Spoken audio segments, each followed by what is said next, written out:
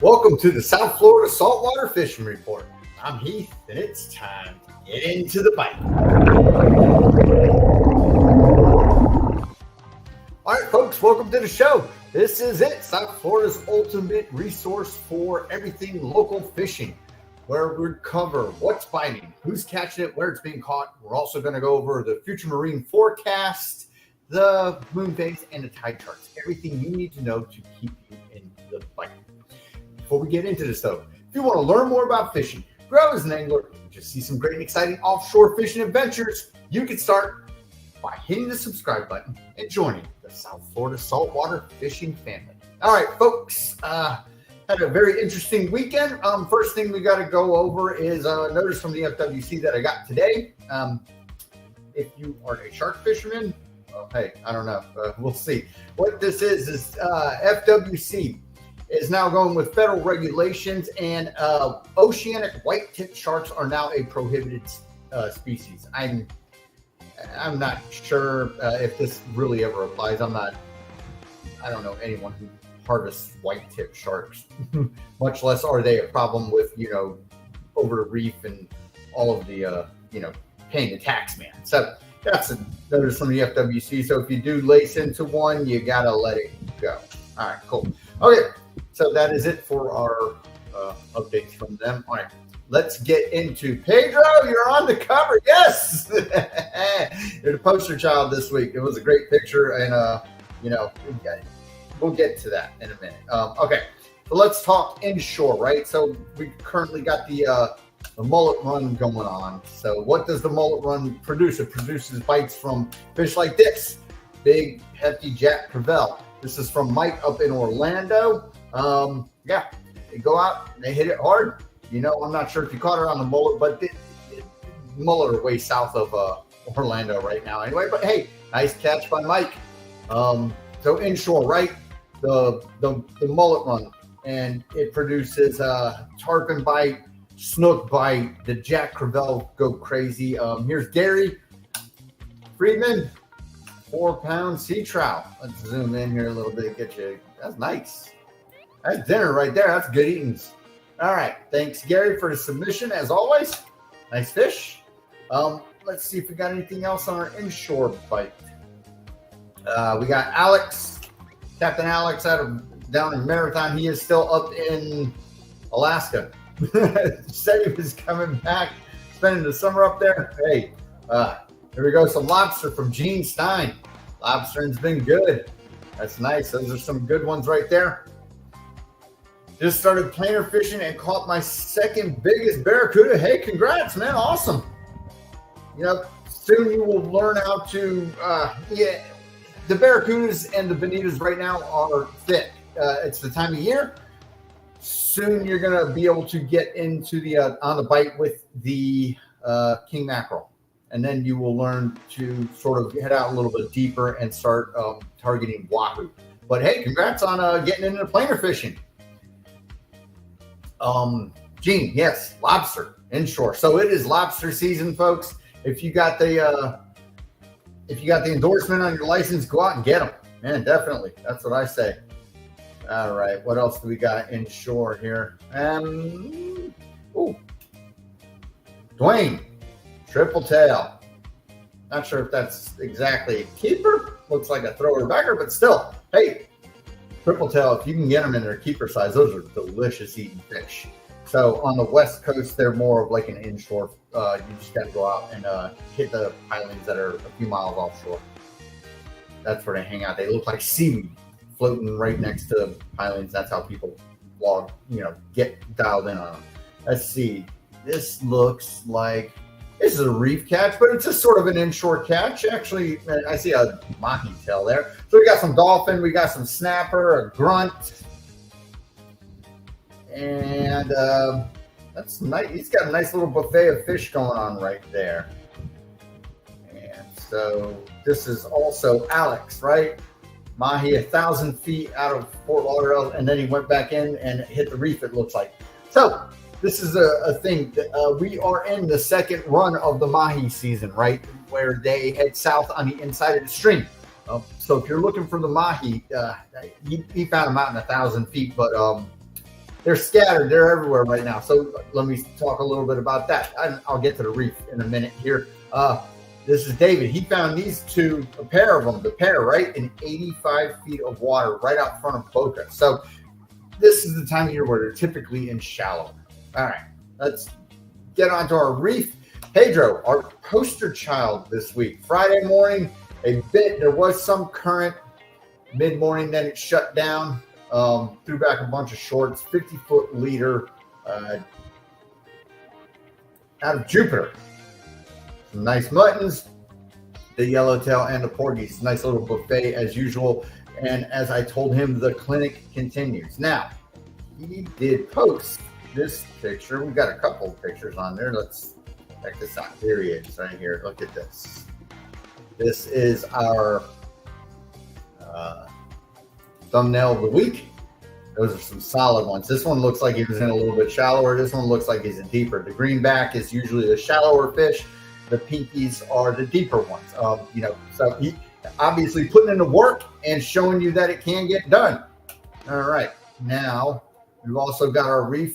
So the snappers are biting on the reef, right? This is Paul Smith. Not a bad day out of Port Everglades. Had to run from a bunch of storms.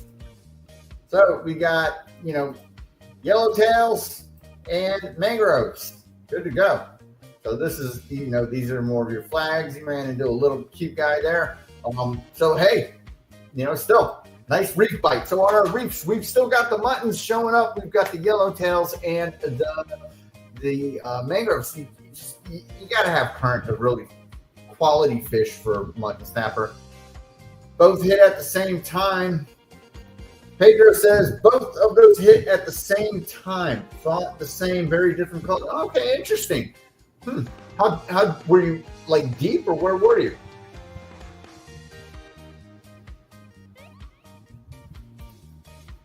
Very interesting, yeah, because they look like they're in like different areas. All right, cool.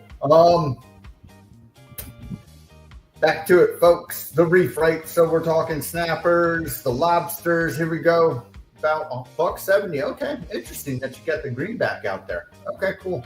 Pedro says doubleheader in 170 feet.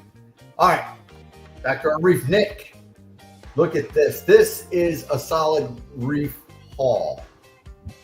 What we've got, looks like we've got some Speedos, Bonita, 4 Rainbow Runner, which is stellar. I mean, when you can get on the Rainbow Runner like that, that's awesome. And, bucket load of yellowtails. Nice catch. So on our reef, hey, the Rainbow Runners, man, that's awesome for them to show up like that. And, you picked off 4 of them. Usually it's just one. It's like some oddball bycatch. So the reef is doing good as long as you can find the current. I did, we had Osmany who wrote me that, he hasn't been out in a few weeks, but he did say the bite's been slow for a lot of people. The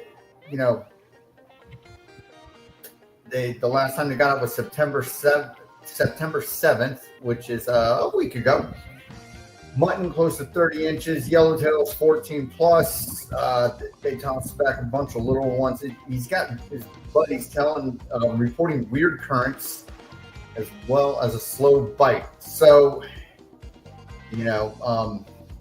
if you're having a tough time out there, it's not, don't feel left out. All right. So let's get back to what is biting. So that's a reef bite, right? The snappers are all doing good. Richard got out, got himself a nice king mackerel here on the planer. And he is teaching her the way of all fishermen to hold out your arms so that your fish looks about 3 times as bigger. Just becoming a perfect fisherman, already learning to lie. Richard, appreciate the contribution as usual. And he did tell me he didn't catch any bonita, which is, hey, good for him. All right, so there we go. Neil with a nice sailfish off the reef. Good deal right here. Gotta love it when you get a nice sailfish, pull them out the water and get you a nice picture, pitch them back in. All right. So we got sailfish, we got kingfish. The bonita bite is going to be slowing down. The mahi are showing up in shallower, and they're also out deep. You just got to go and find them, figure out where in the world they are, right?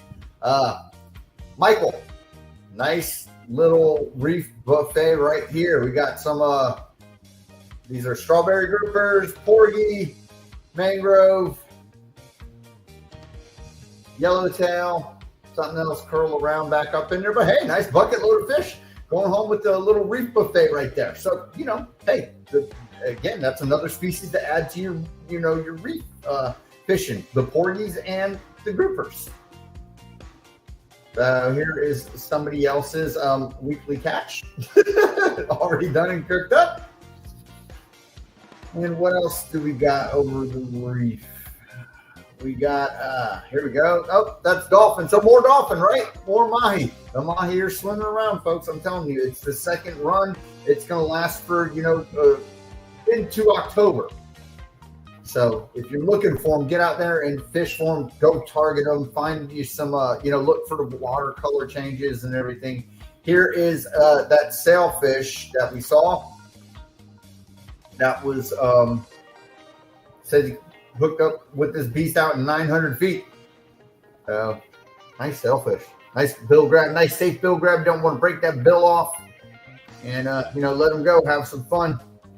Keep them going. All right.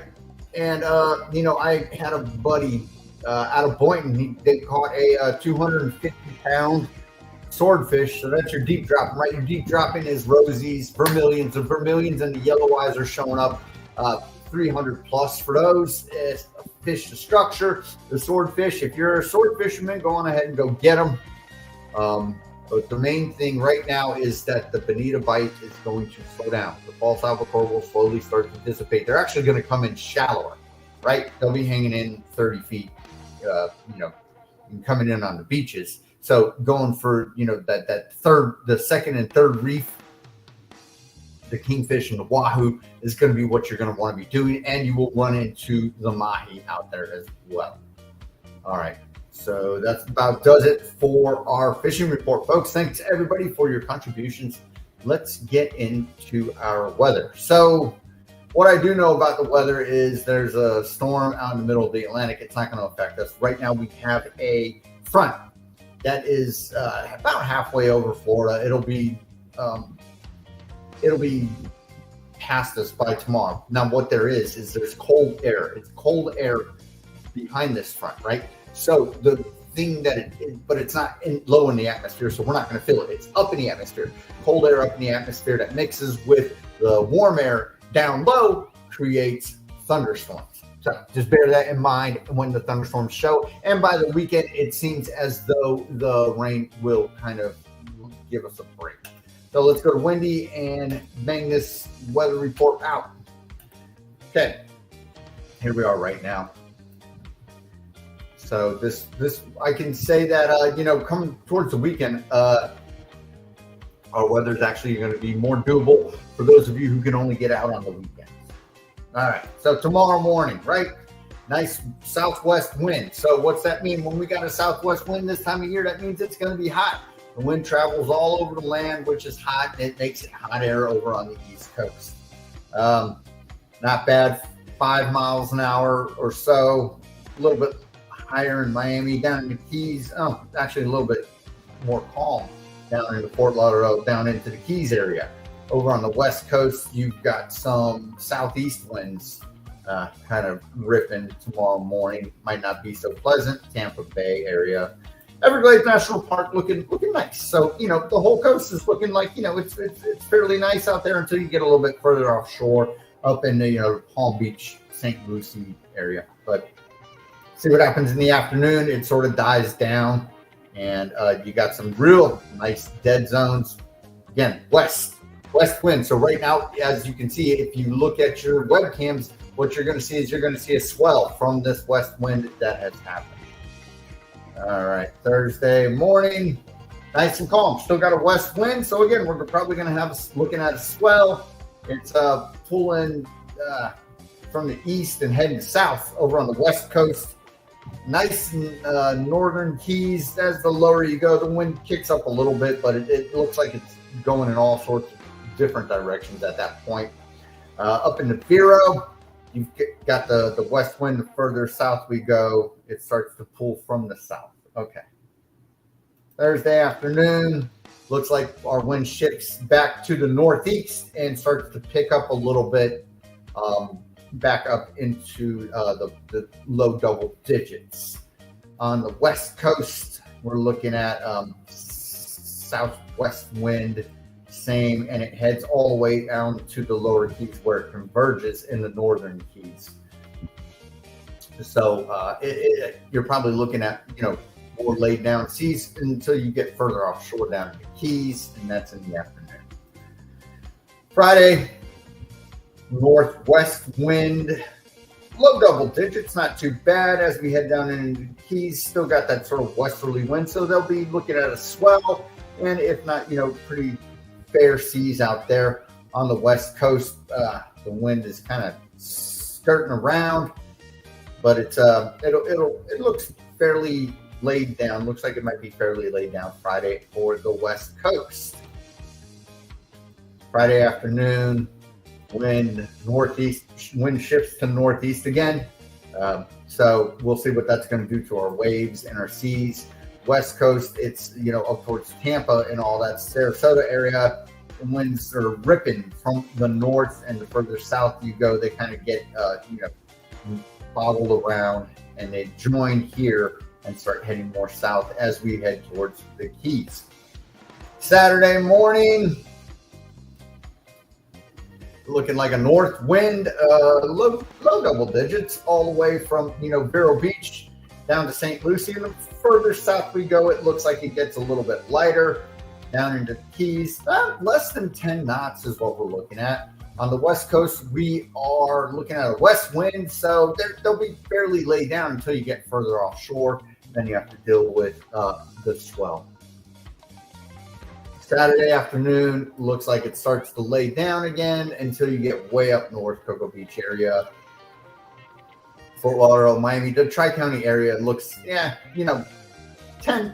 or less, 5 to 10. Down into Everglades National Park and the 10,000 Islands and all that goodness. It looks like you got a nice subdued afternoon with really nothing going on. So it'll be nice and toasty out there. The Keys in the afternoon, looking like less than 10 knots, five or less. Sunday morning looks like it's kicking up a little bit. So 5 to 10 knots until we get further up north. Then you've got your northeast wind blowing at 10 plus, constant wind. And the further south you go, it's looking 5 to 10. West coast, you've got that northeast wind blowing, right? So your inland waters will be more laid down, and the further offshore you get, it's going to get a little choppy out there. Tampa Bay, not too bad. Skyway Bridge, you're gonna have the wind to your back, so good to go. Sunday afternoon, again, it's following the same trend that's happening the whole week, where it sort of lays down in the afternoon, blowing in the morning, picks up at night, keeps blowing all the way through the night, and then it'll let up in the afternoon. Monday morning, looks like we're getting a wind event happening Monday morning from the northeast. Again, nice. These are 10, 15 plus miles, knots. Down in Fort Lauderdale, Miami area, not too bad, but that's just a generalization. I'd say the wind's really going to be blowing all the way down south, lower Keys, and all that goodness. You're getting it, and it's coming from the northeast. So we'll have to see what that's going to happen. On the west coast, it looks like it's even more gnarly out there. Monday afternoon, it's looking like it's getting worse for the whole state. Tuesday afternoon, the same thing, man. We're blowing at a constant double digits up to 20 miles an hour. And Tuesday. So the beginning of next week, this is Tuesday night. So the beginning of next week, we got a lot of wind happening. So, hopefully the outlook for the weekend is good enough for those of you that only got a couple of days to get out. Other than that, right now, during this week, it's looking fairly nice. All right. So let's look at our waves, see what's going to happen with the waves.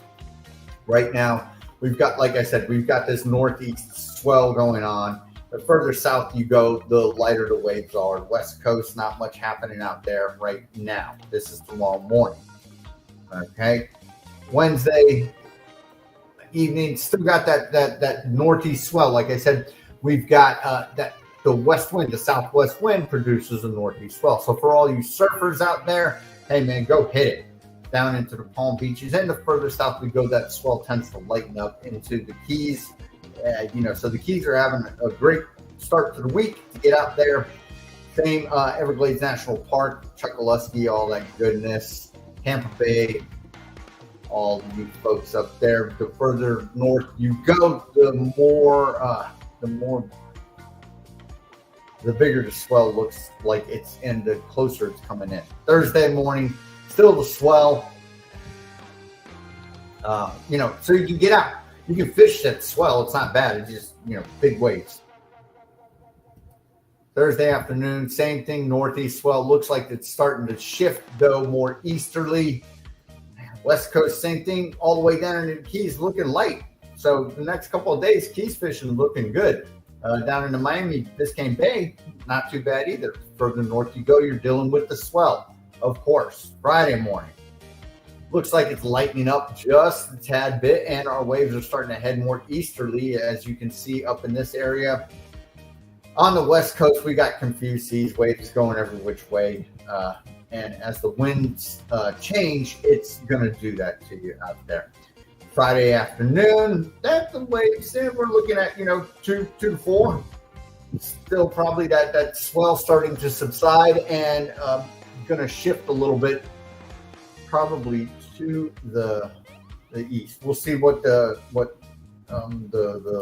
of numerical verbal readout of these waves is.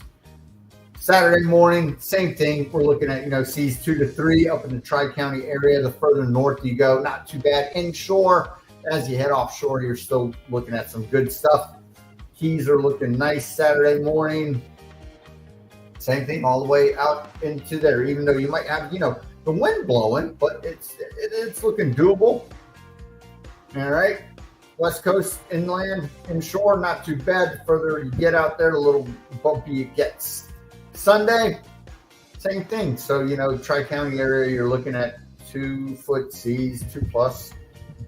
Down in the Keys, not too bad. Caught a bull, 30-inch. You got a report. 30-inch to the 4th in Key Largo, about $8.50 on a pallet. Oh, you're lucky you found a pallet. Awesome. I haven't seen one of those in decades. I'm just not lucky like that.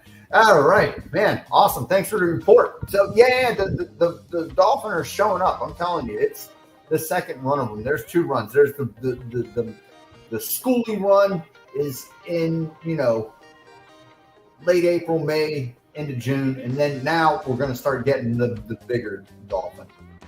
All right, Monday is where we're starting to see all that wind pull. So our seas are going to start picking up and being fairly hefty.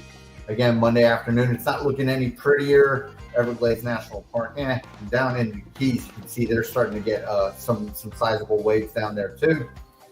Tuesday is where that wind is really pulling, and you start to see these areas over here, which is 10-foot waves.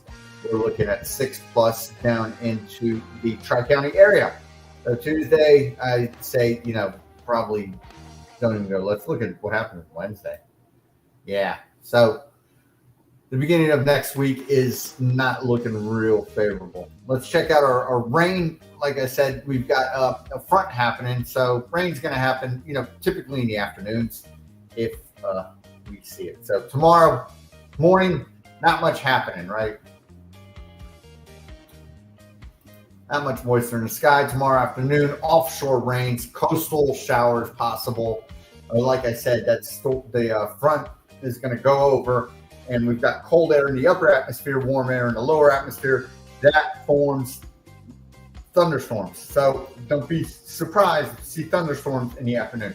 Thursday morning, not much happening. Dry morning, and Thursday afternoon, same stuff. Afternoon showers are going to fire up. The one thing that I know is that as we head into the weekend, the percentage of rain is supposed to kind of dissipate. Friday morning, offshore stuff, typical right now of what's happening. And not sure if those will be, those are just scattered storms. It's hit or miss. This is really just moisture in the air, not really showing signs of thunderstorms. Friday afternoon, again, firing up. You got the heat over the land, which is going to develop the moisture in the air and possibility for storms. Saturday, again, this is where we're starting to look at less chance of rain. Saturday afternoon, build up looks more like just tropical moisture in the atmosphere than actual storms. Sunday morning, offshore, a little bit moisture in the sky.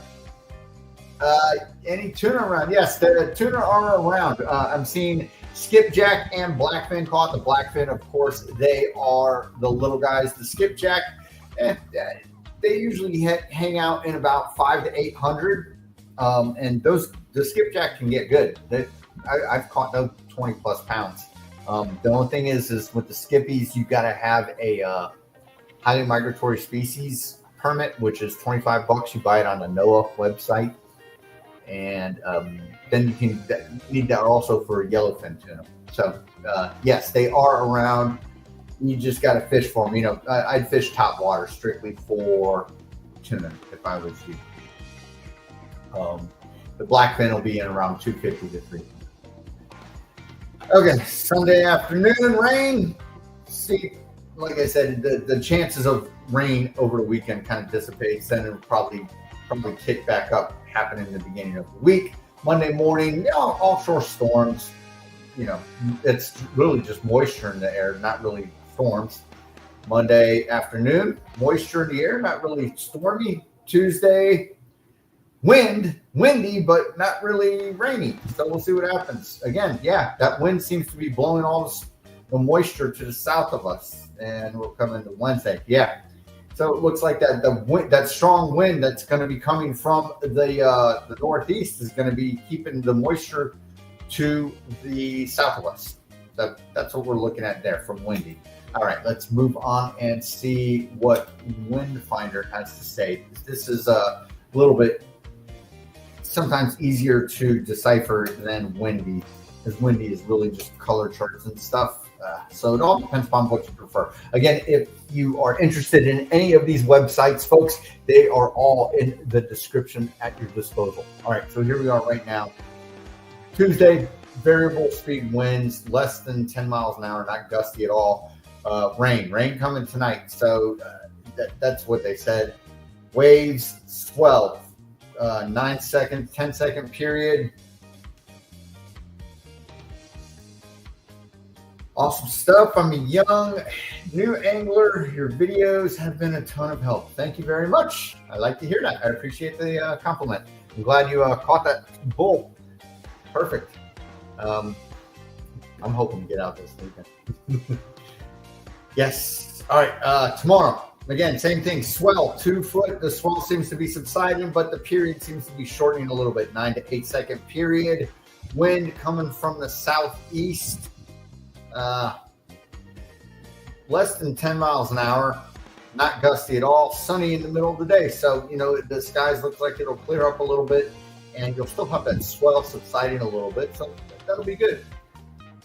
Thursday, wind from the south, multi-directional, heading into Friday from the southwest, then from the southeast. Kind of weird wind going on.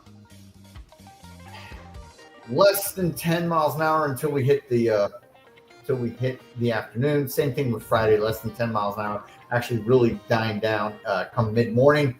Friday looks like moisture, rain, and especially at night. That's Thursday, sorry. Friday, moisture in the sky again. And we've got our swell still 2 to 3 foot, 10-second period. Friday, still the swell.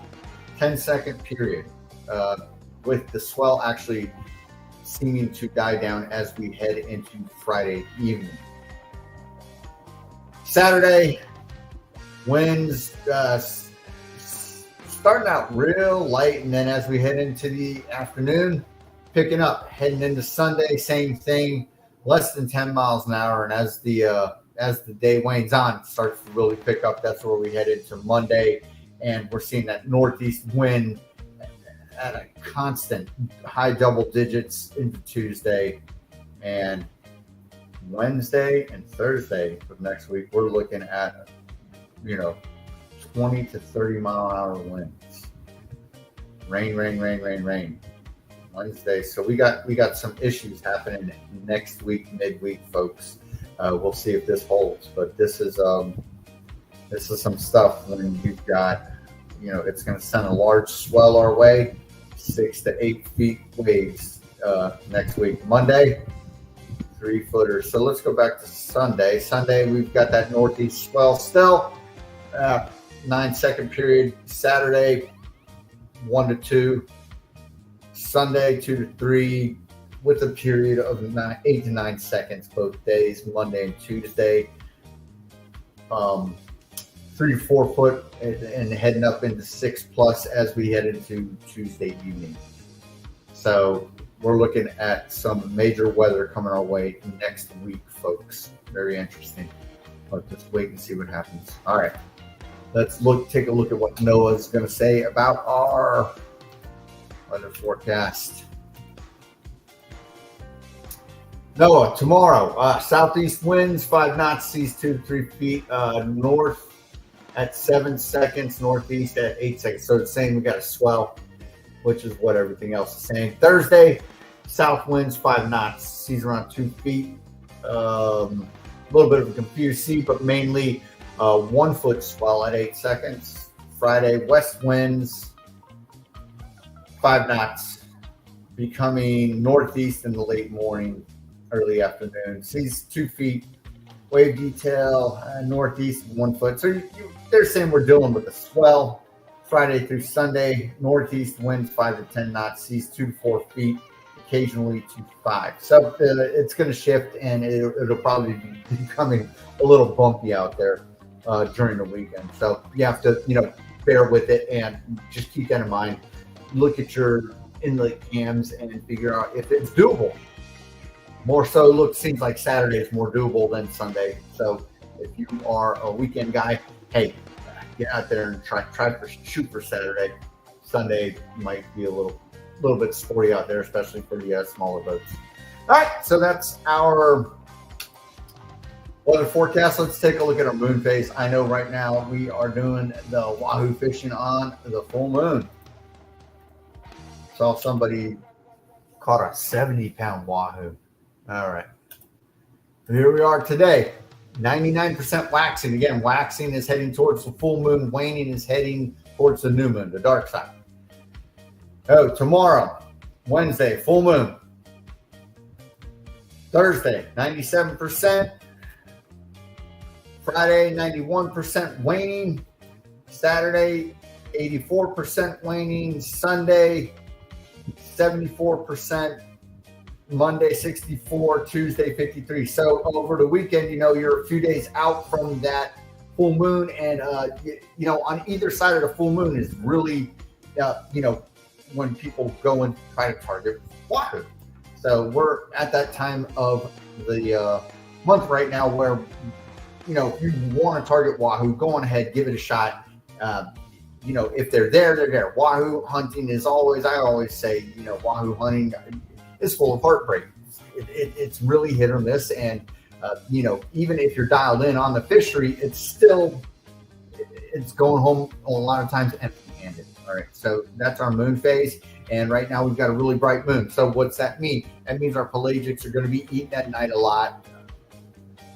The bait fishing is going to be horrible if you are a goggle eye fisherman, thread fins, any of that good stuff. You're not doing it right now because the bright moon makes it so that they don't really bite. So that's what we got with our moon phase. All right, let's look at our tide charts. Our tide charts will be the opposite of what happened last week, which means we're looking at an incoming tide during the morning, outgoing tide during the mid-morning to late afternoon. So again, the outgoing tide is what you want to fish when you are fishing in front of an inlet or you're fishing from a jetty or anything.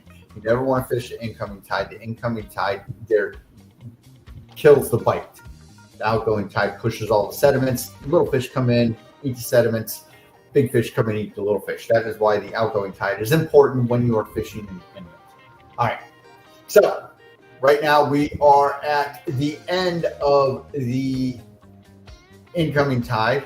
And as the week goes on, it will only push more forward. So we will be towards the beginning of the incoming tide. So if you're a morning fisherman, don't go and bother fishing the inlets. As you can see, Wednesday, you're about 2/3 the way through the incoming tide.